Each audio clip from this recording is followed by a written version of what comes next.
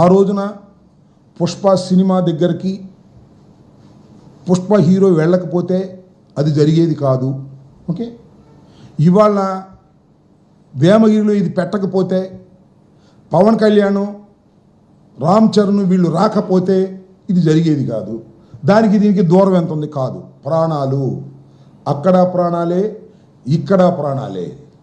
మీ అభిమానులే మీకోసమే వచ్చారు, వెళ్ళారు.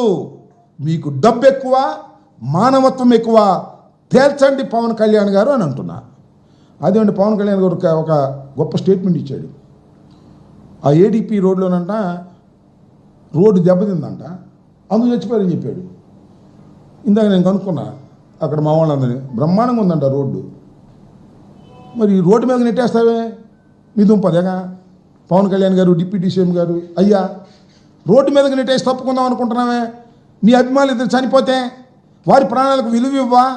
వైఎస్ఆర్ కాంగ్రెస్ పార్టీ రోడ్డు సరిగ్గా వేరేది కాబట్టి చనిపోయారంటావా? ఏమిటి అన్యాయం? పుష్ప సినిమా దగ్గర యాక్సిడెంటే, గేమ్ చేంజర్ దగ్గర యాక్సిడెంటే. ఇక్కడ ఒక ప్రాణం, అక్కడ ఒక ప్రాణం, ఇక్కడ 2 ప్రాణాలు.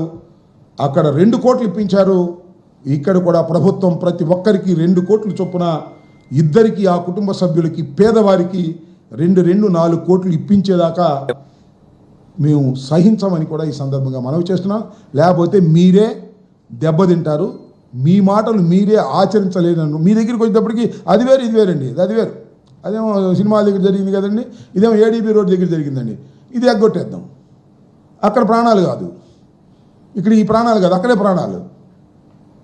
దీనన్నిటికీ బాధ్యత, రెస్పాన్సిబిలిటీ తీసుకోవలసింది ఈ రాష్ట్ర ఉప ముఖ్యమంత్రి, సినిమా హీరో, అభిమానుల కోసం బాగా కృషి చేసే వ్యక్తి అని పేరు తెచ్చుకున్నాడు అనుకుంటున్నారు.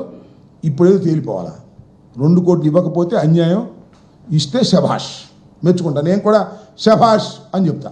నిర్మాతలకి, చరణ్ గారికి, పవన్ కళ్యాణ్ గారికి, ఈ ప్రభుత్వానికి భలే చేశారు, తెలంగాణతో ఈక్వల్గా చేశారు, శభాష్ అని చెప్తా. ఓకే. ఇంకా నేను ఈ ఎలక్షన్ అయిన వెంటనే కూటమి ప్రభుత్వం వచ్చిన అంబటి రాంబాబు భయపడిపోతాడు, ఇంక బయటకు కనపడాలనుకున్నాను నేను. ఆ ప్రతిదానికి వచ్చేస్తున్నాడు శివరాజు. వస్తాడు.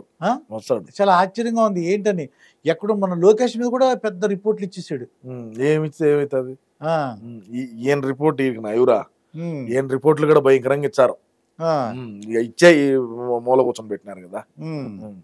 ఇప్పుడు మనం మంత్రిగా ఉన్నప్పుడు మనం చేసి మనం పెరిగి కట్ల కట్టిన పని ఏదన్నా ఒక మంచి పని చెప్పమని చెప్పు మా అంబటి రాంబాబుని.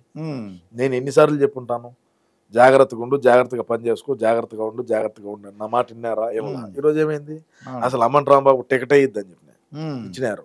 ఏమైనాడు? ఎత్తిపోలా, ఓడిపోడు. కానీ అంత ధైర్యంగా వచ్చేసి మాట్లాడుతున్నాడు. అదే ఆశ్చర్యంగా ఉంది.